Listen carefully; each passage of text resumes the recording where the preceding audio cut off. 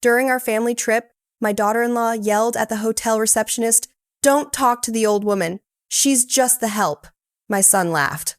Little did she know I owned the place. What I did next left her trembling. I'm glad you're here. Stick with me until the end of my story, and let me know what city you're watching from so I can see how far it reaches. I had been looking forward to this trip for months. At 72 years old, opportunities to spend quality time with my son Jay and his family didn't come around often. When he suggested a week in Miami, my heart swelled with hope. Maybe I could finally get close to Valentina, my daughter-in-law, who had kept her distance during the 5 years they'd been married. The 4-hour drive to the Coastal Paradise Resort was filled with Jay and Valentina talking about spa treatments, tea times, and expensive dinners, as if I weren't even there. Every time I tried to join in, asking about the kids or suggesting something we could all do together, Valentina would give me a short answer, and Jay would ignore me completely. I should have seen the red flags, but I wanted so badly to mend our family bond that I didn't care. The Coastal Paradise Resort was one of my greatest achievements, though my family had no idea. After my husband passed away when Jay was just 12, I built my hotel business from the ground up. I started with one small bed and breakfast, working 18-hour days, scrubbing floors, and managing reservations. Little by little, I grew it into 17 properties across 3 states. I always kept my business separate from my family, wanting Jay to love me for who I was, not for my money. Arriving at the grand entrance, a familiar pride swelled in my chest as I saw the perfect gardens and the uniformed valet rushing to greet guests. It had taken me 3 years to buy Coastal Paradise and another 2 to renovate it to perfection. Every detail from the polished marble floors to the crystal chandeliers was my personal choice. Jay handed the valet the keys as Valentina adjusted her designer sunglasses, her blonde hair perfectly styled. She was undeniably beautiful, the kind of beauty that comes from expensive salons and personal trainers. At 35 years old, 20 years younger than Jay, she made sure no one forgot it. "Remember," she told him as we approached the doors, "I want the penthouse suite. I don't care what they say about availability. Just make it happen." Jay nodded without hesitation. It still surprised and pained me how much he deferred to her. The confident boy I had raised was now a man who couldn't act without his wife's approval. We entered the elegant lobby, and I couldn't help but smile at the familiar buzz of activity. Jasmine, the front desk manager, looked up, and her eyes widened when she saw me, but I gave a slight shake of my head. I wasn't ready for them to know who I really was. "Good afternoon," Jasmine said warmly, but professionally. "Welcome to the Coastal Paradise Resort. How can I help you?" "Reservation under Carter," Jay replied. "We should have the penthouse suite." Jasmine's fingers flew across the keyboard as she checked. "Here is your reservation, Mr. Carter. It's confirmed for our Coastal Paradise Deluxe suite, but the penthouse is booked for your entire stay." I watched Valentina's face harden, her jaw tightening and her eyes glinting with irritation beneath her flawless makeup. "That's unacceptable," she snapped. "Do you know who we are?" I specifically requested the penthouse. When we made this reservation, Jasmine remained calm, though her shoulders tensed slightly. "I apologize for any misunderstanding, Mrs. Carter. The deluxe suite is lovely, and it has a private balcony.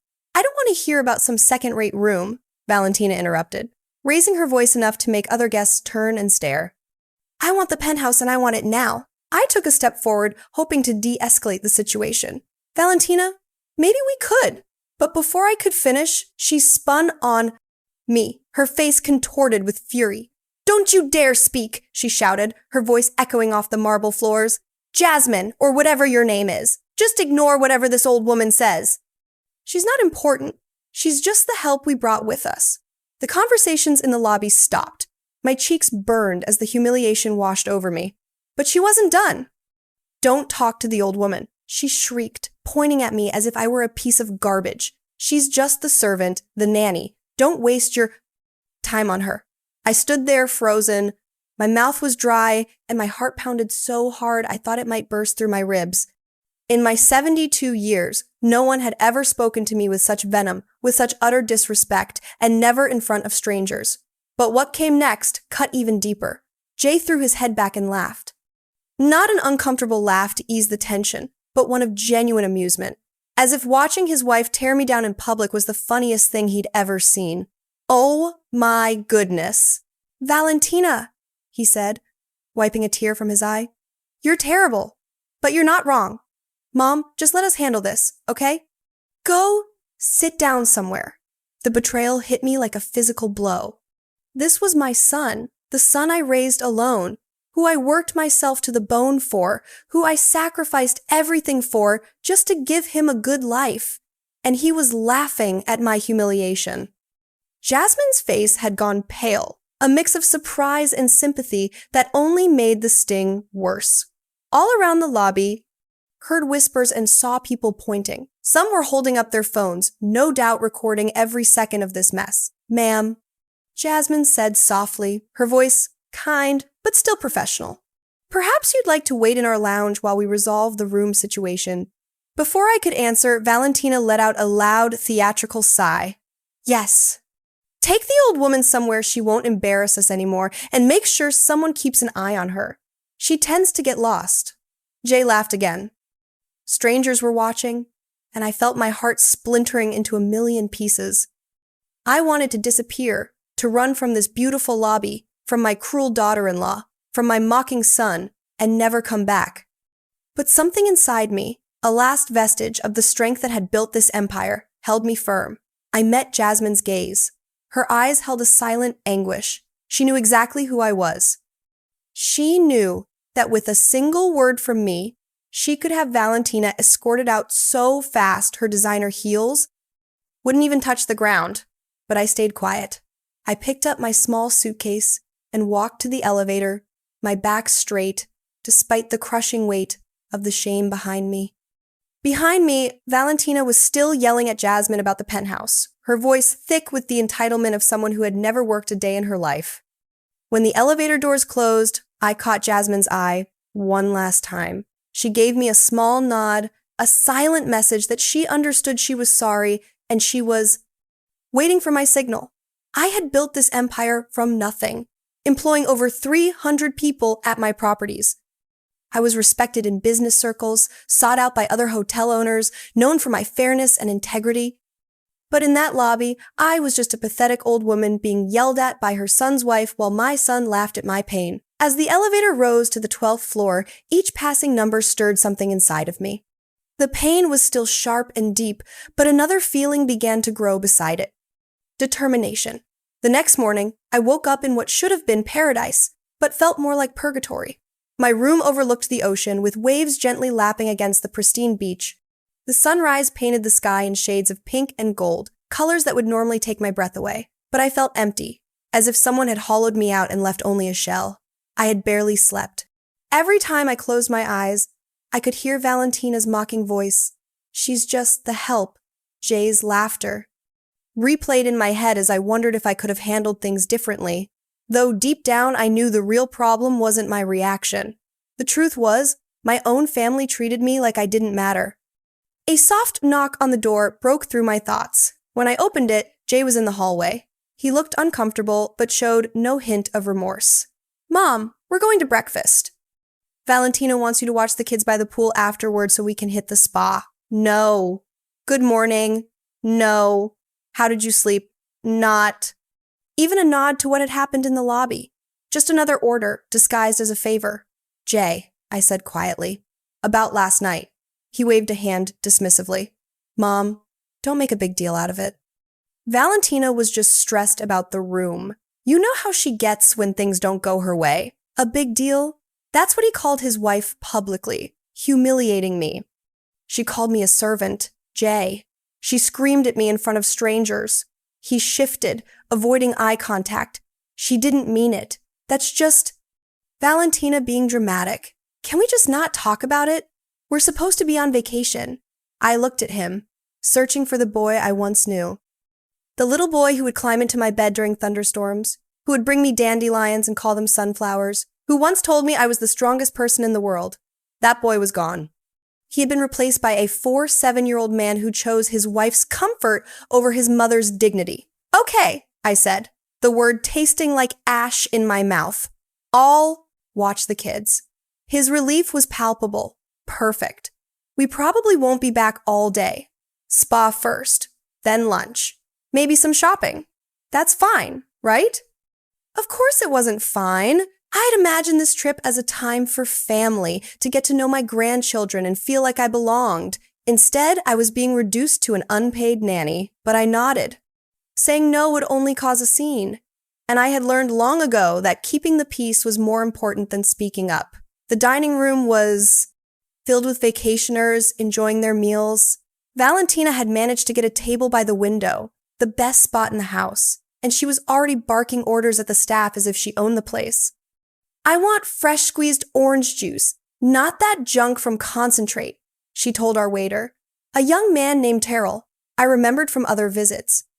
And make sure those eggs are cooked exactly 3 minutes, not a second more or less. I could see Terrell trying to maintain his composure, but the tension in his eyes gave him away. I had trained my staff to provide top-notch service, but Valentina was testing even their patience. My grandchildren, Zuri and Deshawn, ages 8 and 10, were sitting silently at the table, eyes glued to their tablets. They barely looked up when I approached.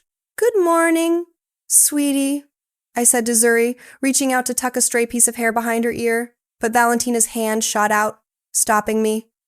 Don't touch her hair. It was just styled yesterday, and I don't want it to get messed up. I pulled my hand back as if I'd touched a hot stove. Zuri didn't even look up from her screen. Kids, say good morning to Grandma Renee, Jay mumbled, sounding bored. Morning, they said in unison, still focused on their devices. I sat in the only remaining chair, the one with its back to the resort view. Valentina had made sure the best seats were for her family, leaving me the leftover one, as if I were an afterthought. Renee, Valentina said without looking at me. After breakfast, you'll take the kids to the pool. Make sure you put sunscreen on them every hour. Zuri burns easily, and if she gets even a little bit pink, I'm holding you responsible. I nodded, swallowing the words I wanted to say, and keep them away from the deep end. And don't let them eat snacks by the pool. They're full of preservatives. Oh, and if they need anything at all, call me immediately. Don't try to handle it yourself. Each order was like a small cut, another reminder that she didn't trust me to care for my own grandchildren without her looking over my shoulder. How long will you be at the spa? I asked. Valentina finally looked at me, her gaze cold. As long as we want. This is our vacation, not yours. You're here to help. Jay remained silent, staring at his phone, completely checked out. I wondered when he had become the kind of man who would let his wife treat his mother like hired help. After breakfast, I ended up at the pool with Zuri and Deshawn, trying to start a conversation as they remained lost in their screens around us. Other families laughed, played, and truly enjoyed each other's company. We looked like strangers who just happened to share a table. Grandma, Zuri said suddenly, and my heart fluttered, hoping she wanted to talk. Mom says, you used to clean houses for rich people. Is that true? The question was a slap in the face. I had worked hard my entire life. I had never cleaned a house for anyone. I had built my own empire from scratch. I had created jobs for hundreds of people and earned respect in a male-dominated field. And still, in Valentina's twisted version of my life, I was nothing more than a servant. No, sweetie, I said softly. I'm a business owner. I build hotels. Deshawn looked up from his tablet for the first time all morning. Mom says, you make up stories about being important because you're ashamed of being poor. The cruelty of his words stole my breath. Valentina hadn't just humiliated me in public. She had also been poisoning my grandchildren against me, filling their heads with lies so they would see me as a pathetic, delusional woman. Your grandma is not poor, and she doesn't make up stories, I said, keeping my voice firm. Zuri just shrugged. That's what Mom says. She says you live in a tiny apartment and pretend you're rich to make yourself feel better. In reality, I lived in a penthouse overlooking the bay that was worth more than most people's entire net worth. But my grandchildren thought I was a pathetic old woman living in squalor and lying about my life. For the next 6 hours, I sat by that pool, watching children who barely looked at me while their parents enjoyed themselves at my expense. Other guests would chat with me now and then, and I would respond with short, polite answers, all while feeling more and more empty with each passing minute. When Jay and Valentina finally returned, they were radiant after spa treatments and an expensive lunch. Valentina's nails were freshly done, her hair perfect. She looked like someone who had spent the day being pampered, and she had at a spa I owned with services I was ultimately paying for. "How were the kids?" Jay asked without looking up from his phone. "They were fine," I replied, because what else could I say? That they thought I was a liar and a servant? That their mother had deliberately destroyed any chance of a real connection between us? "Good," Valentina said dismissively. "You can watch them again tomorrow. We have golf in the morning and lunch with some friends we met at the spa." I watched my son nod along to her plans without asking if I cared, without thinking that maybe I wanted to spend my vacation doing something other than free childcare. That night, sitting alone in my room, overlooking the ocean, I'd worked so hard to make my own, I finally saw the truth. This wasn't a family vacation. It was a business trip where I had been cast in the role of the help. Except instead of being paid, I was footing the bill for the privilege of being treated like trash. But as I sat in the dark, listening to the waves crash against the shore, something inside me started to shift. The pain was still there, deeper than ever, but now it was joined by something else. Pure, sharp anger. Anger at being taken for granted, at the lies, at being treated like I was nothing when I had built everything. As of tomorrow, I decided things were going to change. The third day of our vacation started just like the first two, with Valentina dictating my to-do list while Jay sat by, nodding along. Like a compliant assistant. This time they had a day trip planned to a nearby wine country and I was to stay with the kids. "Make sure they have lunch at exactly noon," Valentina said, carefully applying lipstick as if performing delicate surgery. "And Zuri gets cranky when her sugar drops, so have the granola bars I packed ready." I wanted to remind her that I had already raised one child, that I knew how to take care of kids, but I'd learned that standing up for myself only led to longer lectures and more subtle put-downs. "We'll probably be back around 6, Jay added, without looking up from his phone. "Maybe later, if traffic's bad." As they got ready to leave, I overheard Valentina on the phone using that fake syrupy sweet tone she used when she thought she was being clever. "No, we can't do dinner again tonight." "I'm stuck with the kids. I know it's ridiculous, but it's just for a few more days. Trust me, once this is all sorted out, we won't have to deal with this anymore." A chill ran down my spine. The way she said "once this is all sorted out" didn't sound like she was just talking about the vacation ending. After they left, I took the children to the hotel's Kids Club, a program I had created myself to give families more flexibility during their stay. The counselors were amazing with Zuri and Deshawn, and for the first time since we'd arrived, I saw them laugh and play with other kids their age. With a few hours to myself, I walked around the property. It had been years since I had seen my hotel from a guest perspective instead of an owner's, and I wanted to get a real feel for how things were going. That's when I overheard the conversation that changed everything. Walking past the pool bar, I recognized voices coming from one of the private cabanas.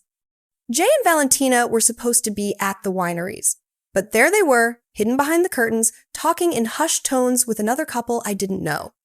The thing is, Valentina was saying, she's getting old, and old folks don't live forever, if you catch my drift. A woman I didn't recognize laughed. "Valentina, you're awful. I'm just being practical."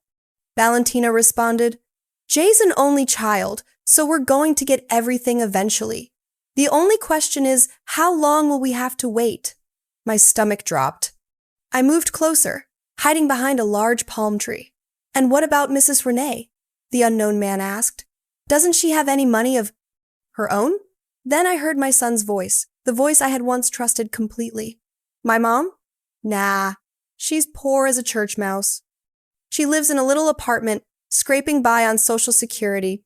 I've been helping her out for years." The lies flowed from his mouth so smoothly. I wondered how long he had been making them up. I lived in a $5 million penthouse, earning more each month from my investments than most people made in a year. But in Jay's twisted version of the story, I was a burden he generously supported. "That's why this trip is so annoying," Valentina continued. "We have to drag her everywhere because she can't afford anything on her own. It's like having a pathetic pet you can't get rid of." The other woman made a sound of pity. "How awful for you."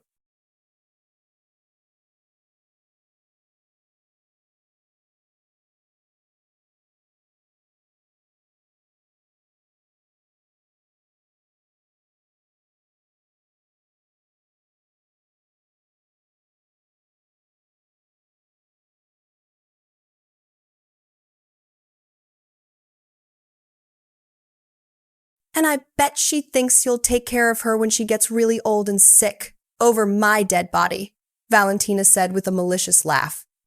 As soon as she needs any real care, she's going straight into a government-run home. I'm not turning my house into a retirement home for some useless old woman. I leaned against the palm tree to keep my balance. They weren't just talking about letting me die naturally. They were planning to get rid of me the moment I became an inconvenience. But Jay's next words were the ones that shattered me. The funny thing is, she still thinks she's important, he said, his voice filled with cruel amusement. She tells these crazy stories about owning businesses and being successful. It's almost sad how delusional she is. Early onset dementia, the unknown man asked. Maybe, Jay said. Or maybe she's just desperate to believe she matters. Either way, it's embarrassing. Yesterday, she even told the kids she owns hotels. Hotels? Can you imagine? They all laughed and the sound cut through me like shards of glass. Well, Valentina said, at least we won't have to listen to her crazy stories for much longer. I give her maybe 5 years, 10 at the most. And then we'll finally be free to live our lives without pretending we care. A useless old woman who never did anything with her life. I stood there behind that palm tree, feeling my entire world collapse. This wasn't just a casual conversation about an unfortunate relative. It was my own son and his wife discussing my death as if it were a long, aided vacation.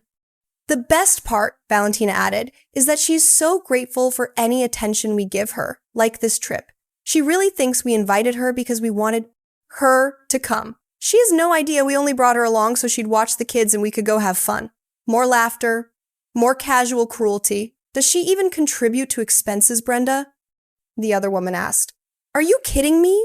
Valentina scoffed. She's completely useless when it comes to money. Jay covers everything. Her food, her utilities, even this trip.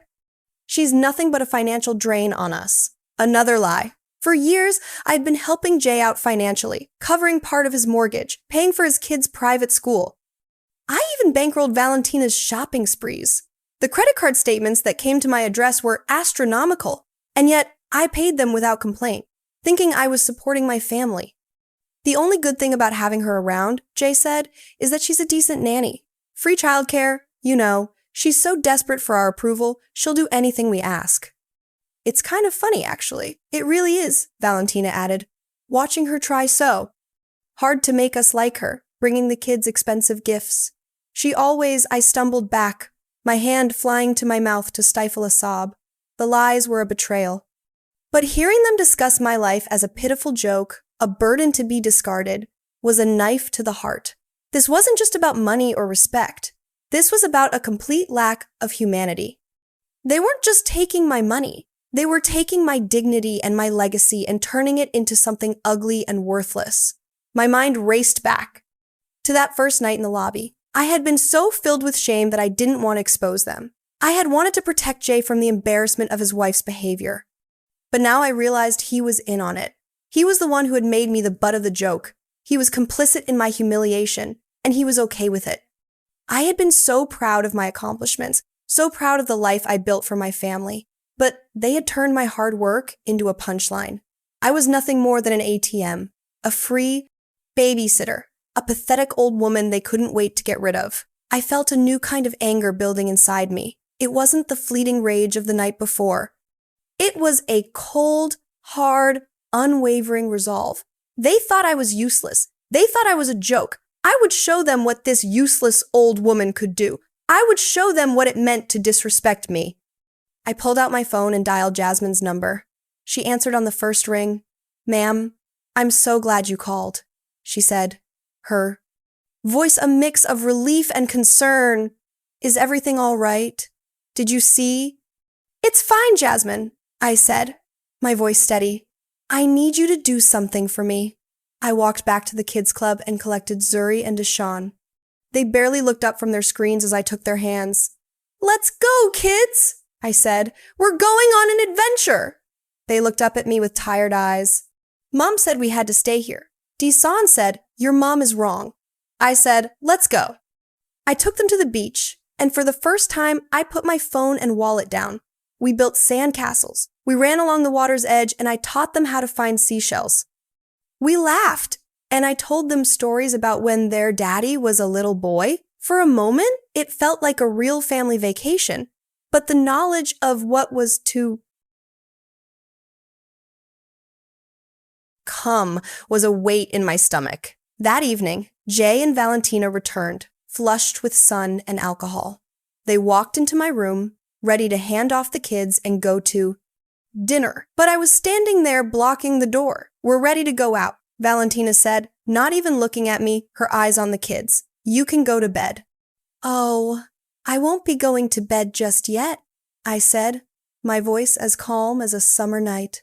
She finally looked at me, a flicker of irritation in her eyes. What's that supposed to mean?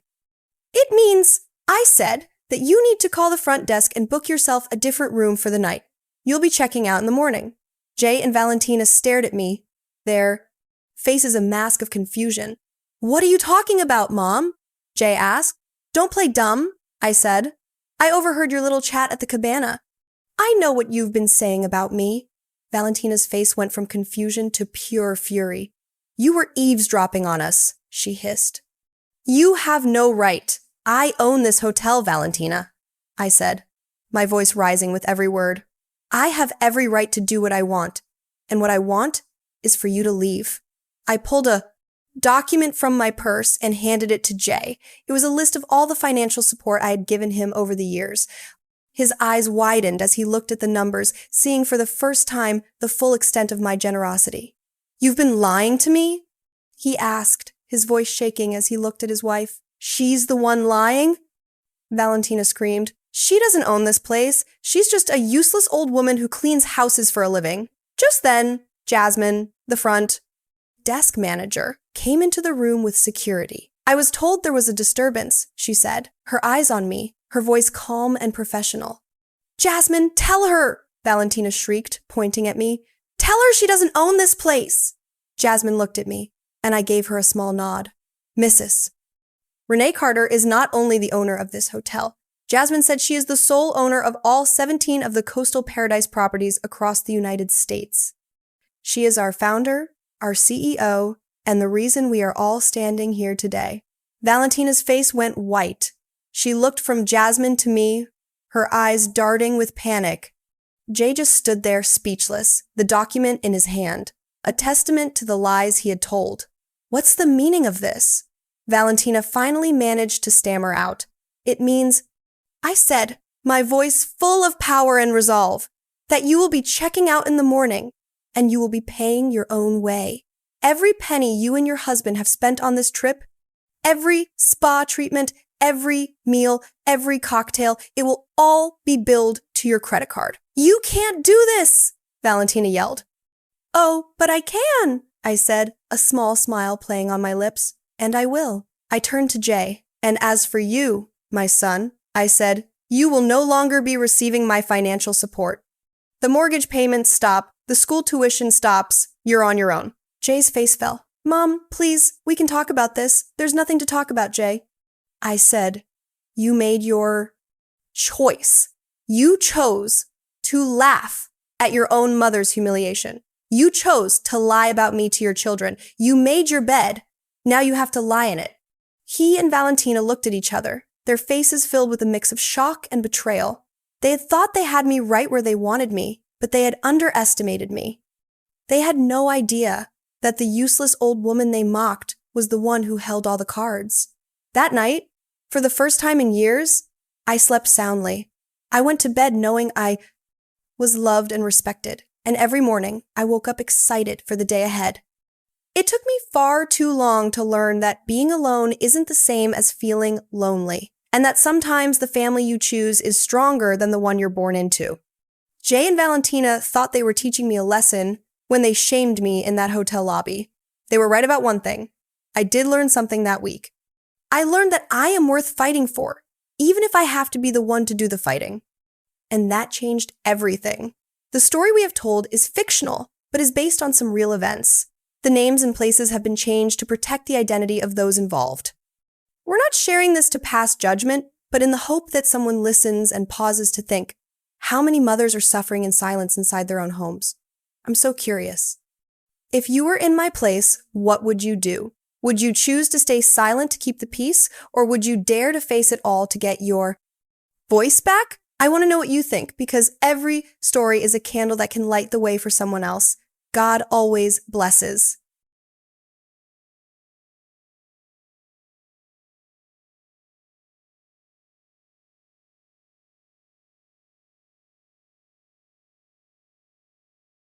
That the situation was critical. They literally told you this could be your mother's last night, and you replied that you couldn't come because there was a party. A birthday party with appetizers and live music was worth more than the life of the woman who brought you into the world. The words were becoming blurred by tears, but I continued.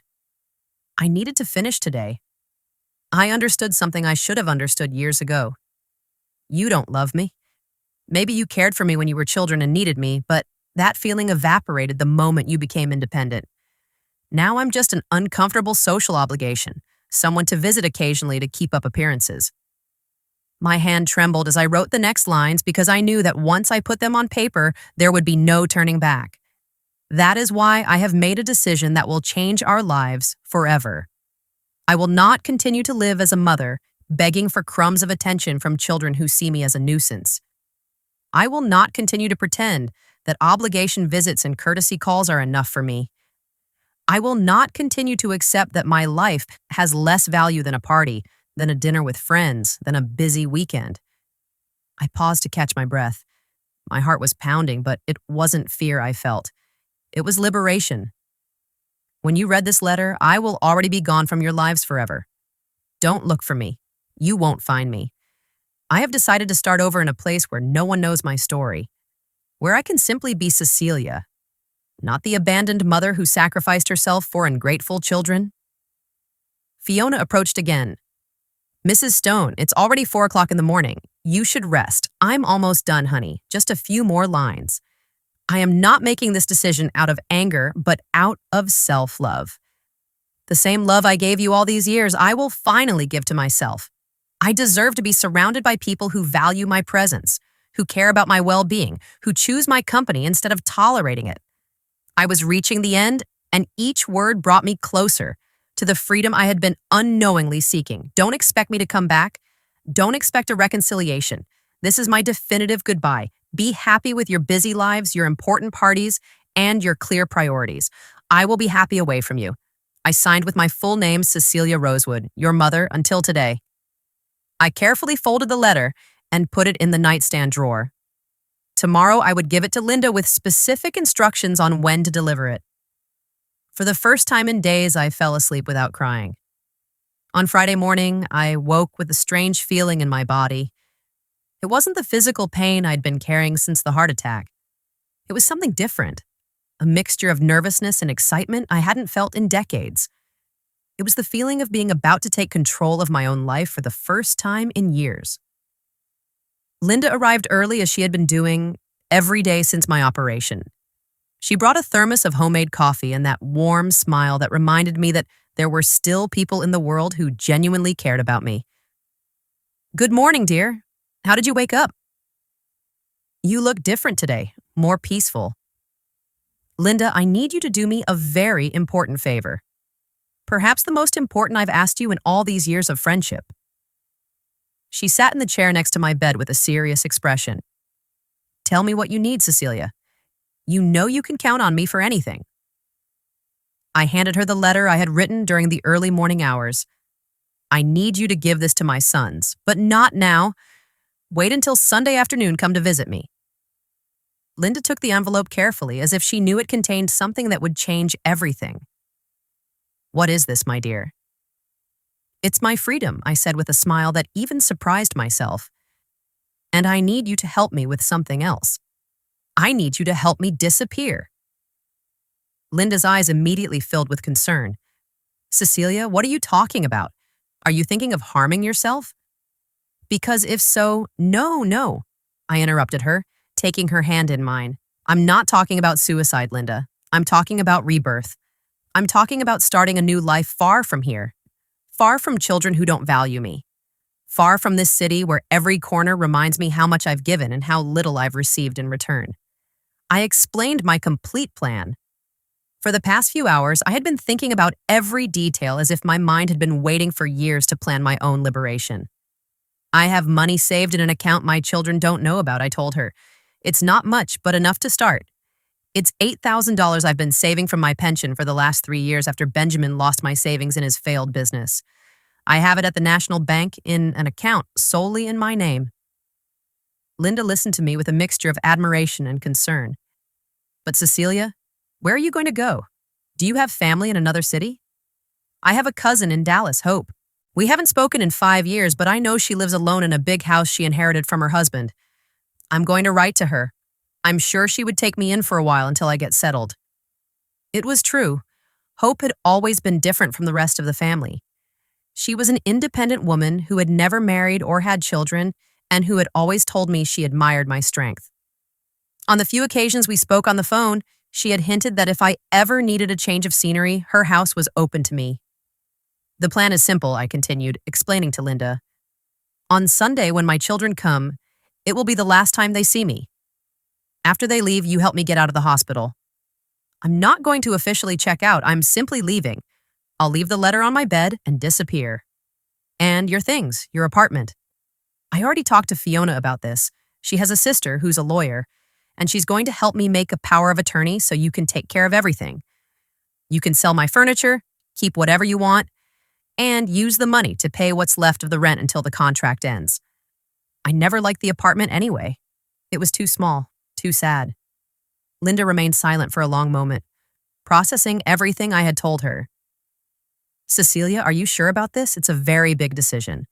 Once you leave, it's going to be very difficult to come back. I don't want to come back, Linda. That's exactly the idea.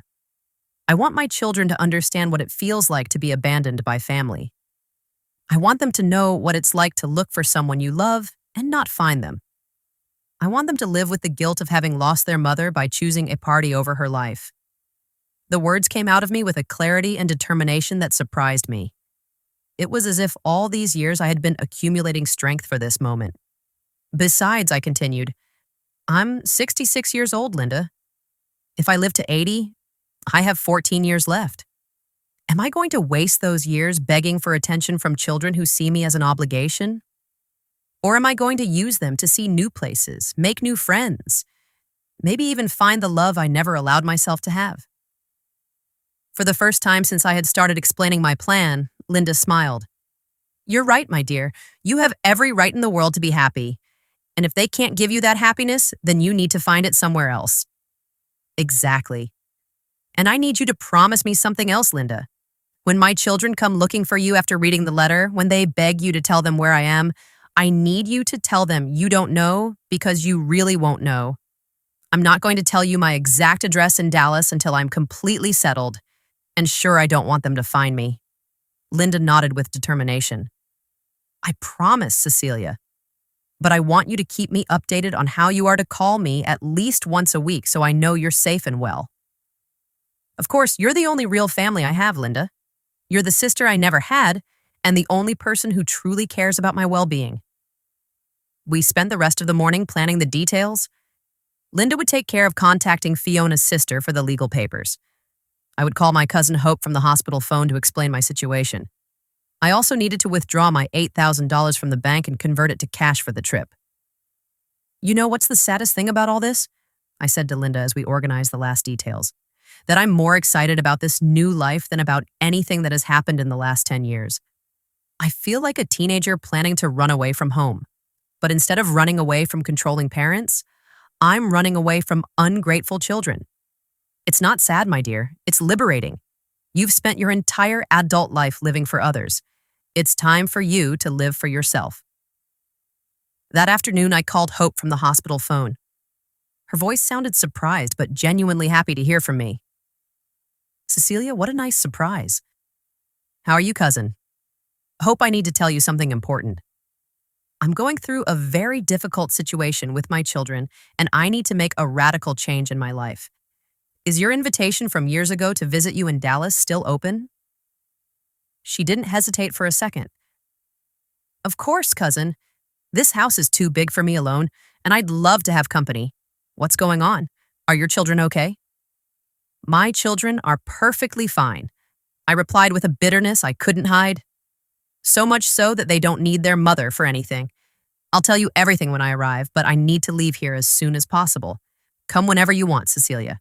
You have a room waiting for you here for as long as you need. When I hung up the phone, I felt as if I had just bought a ticket to freedom. Sunday arrived faster than I expected. I woke up at 6 o'clock in the morning with a mixture of anxiety and excitement that churned my stomach. It was my last day being Isaac and Benjamin's mother. Tomorrow morning, I would simply be Cecilia, a free woman starting a new life. Fiona noticed my nervousness as she checked my vital signs. You look very tense today, Mrs. Stone. Are you worried about something? On the contrary, honey, I'm excited. Today is the last day of a life that no longer serves me. During the morning, I mentally reviewed everything I had planned. Linda had withdrawn my $8,000 from the bank on Friday and had it stored at her house. Fiona's sister had prepared the power of attorney that would allow Linda to handle my legal affairs. My cousin Hope was waiting for my arrival in Dallas with open arms. Everything was ready. Isaac and Benjamin arrived exactly at 2 o'clock in the afternoon, as they had promised. After lunch, of course, Diana came with Benjamin wearing a new coral-colored dress that probably cost more than I spent on food in 2 months. Mela arrived 15 minutes later, apologizing because she had to finish a super important work call. Mom, you look much better, Isaac said to me as he sat in the chair furthest from my bed. The doctor told us you'll probably be discharged this week. Yes, Mel intervened. We said it was impossible for it to be as serious as the doctors had said. You've always been very strong, as if my strength were an excuse for their abandonment. And what plans do you have when you leave the hospital? Diana asked me with that false smile she had perfected. I hope you understand that with our work schedules, it's going to be difficult for us to visit you very often, but we can call you on weekends. Call me on weekends if they didn't have more important commitments, of course. In fact, Benjamin said, Diana and I were talking, and we thought it might be a good idea for you to consider moving into one of those senior living facilities, where there are 24-hour nurses and activities to keep you busy. A nursing home. They wanted to put me in a nursing home after abandoning me during my heart attack. There are some very nice ones, Diana continued, excited by the idea. We visited one last weekend just to check it out. It's very clean. The food looks decent and it's not that expensive. It costs about $2,000 a month, but with your pension and a small contribution from us, it would be totally feasible. $2,000 a month, the same amount Diana's dress cost for her birthday party. Best of all, Isaac added, is that you'd be surrounded by people your age. You could make friends, play cards, participate in activities. It would be much better than being alone in that apartment where no one can take care of you if something happens. I remained silent, watching my 2 sons plan my life as if I were a logistical problem that needed solving. They weren't asking me what I wanted to do. They were informing me that they had decided for me. Besides, Mela continued, it would be safer for everyone. If you have another medical emergency, the staff there could handle it without us having to abandon our jobs or important commitments.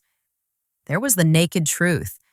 They wanted to ensure that the next time I was dying, they wouldn't be bothered during their important commitments. And when did you plan to implement this plan? I asked them with a calm that surprised me.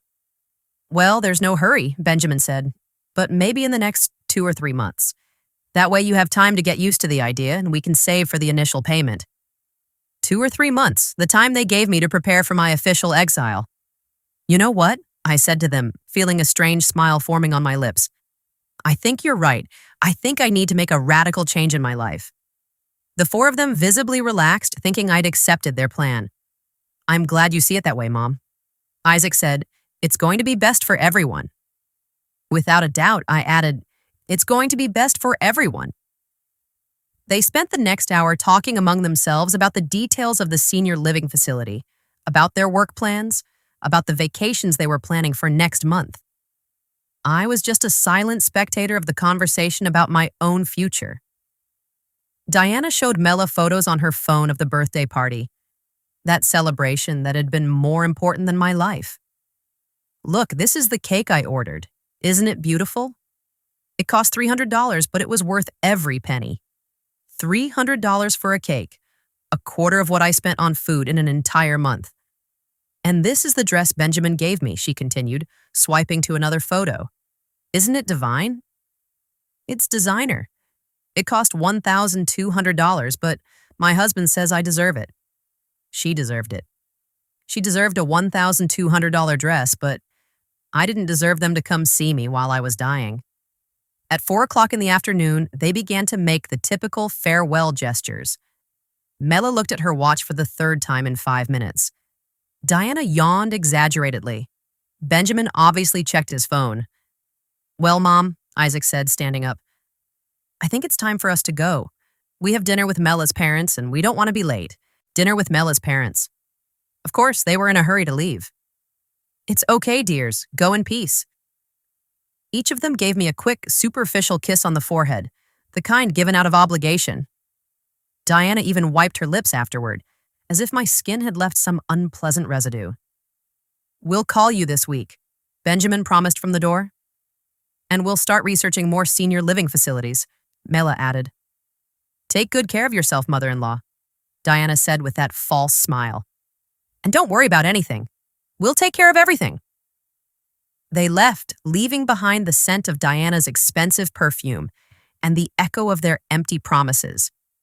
I was left alone in the room, looking at the door through which my children had just left.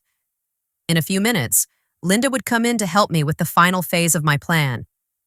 In a few hours, I would be on a bus to Dallas. By tomorrow, the hospital bed would be empty, and my children would be reading the letter that would change their lives forever. For the first time since the heart attack, I genuinely smiled. It wasn't a smile of happiness, but of liberation. It was the smile of a woman who had finally decided that her own life was worth more than the emotional comfort of ungrateful children. Fiona came in for the afternoon checkup. How do you feel after the visit, Mrs. Stone? I feel free, Fiona. For the first time in decades, I feel completely free. Free. Free from what? Free from the illusion that I am important to anyone other than myself. At 6 o'clock in the afternoon, Linda arrived punctual as always. She carried a small suitcase with clothes she had packed from my apartment and the $8,000 in cash. Ready for your new life, my dear? More than ready, Linda. I've been waiting for this moment for years without knowing it. At 7 in the evening, as the hospital corridors began to empty and the night shift settled into its more relaxed routine, Linda and I put into motion the plan that would change my life forever. It was strange to feel so much adrenaline at 66 years old, as if I were a teenager running away from home instead of an older woman taking control of her own destiny. Are you sure you want to do this, Cecilia? Linda asked me one last time, as she helped me get dressed in the clothes she had brought from my apartment. Once we leave here, there will be no turning back. Linda, I've been 40 years without turning back. From the day I decided my children were more important than myself, I haven't had a way back. This is the first time in decades that I feel like I'm moving towards something, not running away from something. I put on the dark green dress I had bought last year but had never worn because Mela had commented that the color didn't suit me. Today it seemed perfect. It was the color of new hope, of a fresh start. Fiona came in at the exact moment we had coordinated. Her shift ended at 8, and she had agreed to help us with the most delicate part of the plan, leaving the hospital without an official record of my departure. Mrs. Stone, are you ready for this? My sister is waiting for you in the parking lot with all the legal papers you need to sign, ready as I've ever been for anything in my life. I took the letter from the nightstand drawer and placed it on the pillow, clearly visible. It was a white envelope with my children's names written in my Nest handwriting. It looked so innocent, so simple, but I knew those 4 pages would destroy the comfortable world they had built by ignoring my existence. Linda, remember? Wait until tomorrow afternoon to give them this. That way I have time to get to Dallas and settle in a bit before chaos breaks out. I remember perfectly, my dear. Tomorrow at 5 o'clock in the afternoon, I'm going to Isaac's house and I'm going to give them the letter. And when they ask me where you are, I'm going to tell them exactly what you told me that I don't know. We walked through the hospital corridors as if we were normal visitors, leaving after visiting hours. Fiona had been very smart to choose this time. There was enough movement of people so we wouldn't be conspicuous, but not so much that anyone would pay specific attention to an older woman with a small suitcase. In the parking lot, we were met by Sarah, Fiona's sister. She was a woman in her 40s, with a serious but kind expression, who extended her hand professionally. "Mrs. Stone, I'm Sarah Miller, attorney at law. My sister explained your situation, and I want you to know you have my full support. What you're doing requires a lot of courage. Thank you, counselor. Do you have all the papers ready? Here they are. This power of attorney gives Mrs. Johnson complete authority over your financial and legal affairs in this city. She can sell your belongings, cancel contracts, handle any issues that arise. I also prepared this document certifying that you are mentally competent and that you are making this decision with full awareness of the consequences." I signed all the papers under the yellowish light of the parking lot, feeling that with each signature I moved further away from my previous life and closer to my freedom. "And if my children try to use these documents to declare me mentally incapacitated?" I asked. "Impossible," Sarah replied confidently. "I have witnesses. I have medical documentation that proves you are in full possession of your faculties. And I have evidence that this is a well-thought-out decision, not an impulsive one. Besides, you are an elderly adult with an absolute right to decide where and how to live." Linda accompanied me to the bus terminal. The taxi ride was silent, each of us lost in our own thoughts. When we arrived, I bought a ticket on the night bus departing for Dallas at 10 at night. It's a 12-hour trip. The terminal employee explained, "It arrives tomorrow at 10 o'clock in the morning." Perfect. By the time my children received the letter, I would already be 400 meters away, starting my new life. "Cecilia," Linda said to me as we waited in the waiting room, "I want you to know that I'm very proud of you. I don't know many women your age who have the courage to start from scratch." "I'm not starting from scratch, Linda. I'm starting with 66 years of experience with $8,000 in my pocket, and with the certainty that I deserve something better than crumbs of attention." When my bus was announced, we hugged like the sisters we had become during all these years of friendship. "Take good care of yourself, my dear, and call me as soon as you arrive so I know you're safe and well." "I'll call you every week, Linda. You're the only real family I have left. The only person who has truly shown me that my well-being matters." I got on the bus with my small suitcase, and my heart full of an emotion I hadn't felt in years. It wasn't exactly happiness, but something deeper. It was recovered dignity. I found my seat by the window, and as the bus pulled away from the city where I had lived all my life, I took out my phone to send one last text message to my children. I had decided during the trip to the terminal that I needed to send them something, not to explain my reasons. That was already in the letter, but so they would know that this goodbye was final. "Isaac and Benjamin, by the time you read this, I will be far away. In my hospital bed, you will find a letter that explains everything. Don't look for me. This is my final decision. Be happy with your busy lives and your clear priorities. I will be happy without you, Cecilia." I sent the message and immediately turned off my phone. I didn't want to read their desperate replies, their attempts at emotional manipulation, their last-minute pleas. They had had a lifetime to show me they loved me, and they had chosen to show me the opposite. The bus continued along the night road, taking me by mile away from a life of unrecognized sacrifices and closer to a life of new possibilities. Through the window, I saw the lights of small towns passing by, houses where other mothers were probably having dinner with children who valued them, where other families said goodbye with genuine kisses and fulfilled promises. At 2 o'clock in the morning, when most passengers were sleeping, I remained awake thinking about everything I had left behind and everything that awaited me. I felt no sadness, no guilt. I felt something I hadn't experienced in decades, hope. My cousin Hope had told me on the phone that Dallas was a beautiful city full of parks and markets with perfect weather and warm people. Here you can start over, Cecilia. Here, no one will know your story and you can write a new one. Writing a new story. I liked that idea. For the first time in my adult life, I was going to be the protagonist of my own story, not a secondary character in my children's lives. The bus continued on its way, taking me toward my freedom. I arrived in Dallas at 10 o'clock in the morning on Monday, exactly as I had calculated. The sun shone with an intensity I hadn't seen in years, as if even the weather was celebrating my new life. My cousin Hope was waiting for me at the terminal with a smile that immediately reminded me of my mother, her aunt, who always said that true family wasn't the one who shared your blood, but the one who shared your pain and your joy. "Cecilia, what a joy to see you," she said, hugging me with a warmth my own children hadn't given me in years. "You look tired from the trip, but there's something different in your eyes, as if you left a very heavy burden somewhere along the way." "That's right, cousin. I left 40 years of burden in a hospital 400 meters from here." During the ride to her house, Hope told me about life in Dallas, about the markets where I could buy fresh vegetables for pennies, about the parks where women our age gathered every morning to exercise and socialize, about dance classes for seniors, about part-time job opportunities for experienced people. Here, no one will judge you for starting over at 66.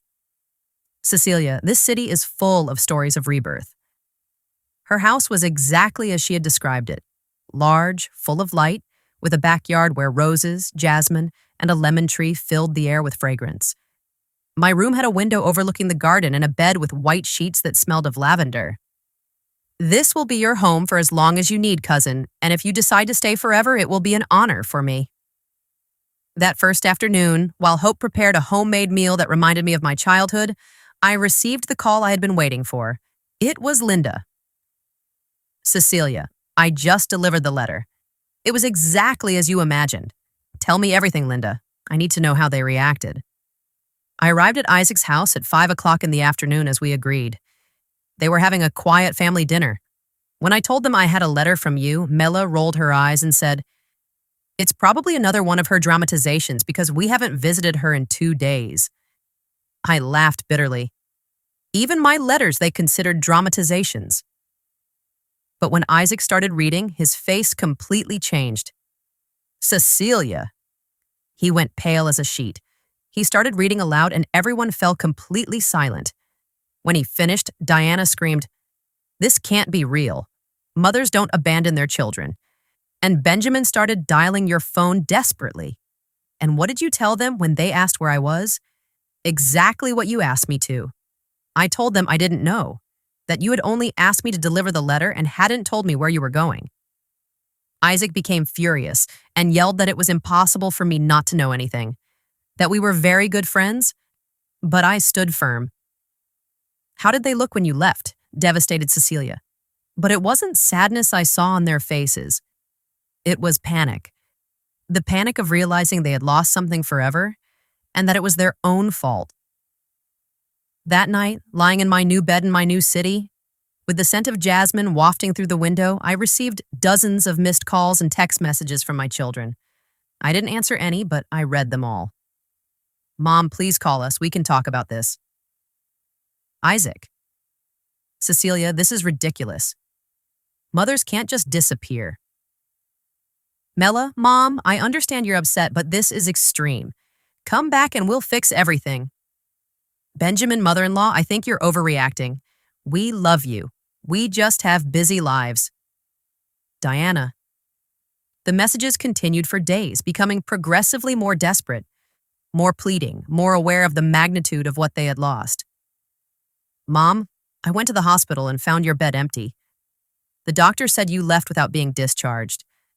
This is dangerous for your health, Isaac.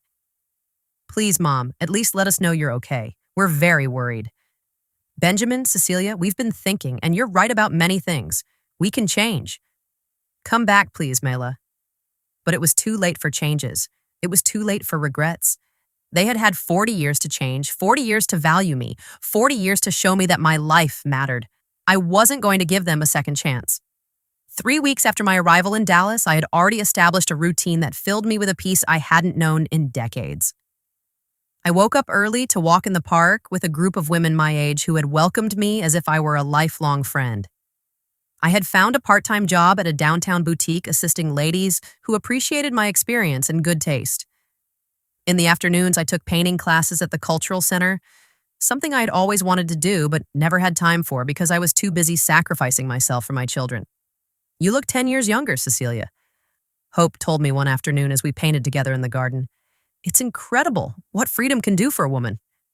She was right. I felt reborn. as if the 66 years of sacrifice had been just a preparation for this new life where I could finally be myself. A month later, I met Mr. Harrison in dance class. He was a 70-year-old widower-rower, retired, with kind eyes and an easy laugh. There was nothing romantic between us, but it was nice to have the company of a man who treated me with respect and admiration, who valued my conversation and my presence. "Cecilia," he told me one afternoon after dancing, "I don't know what brought you to Dallas, but I hope it was something good because your arrival has definitely been something good for all of us."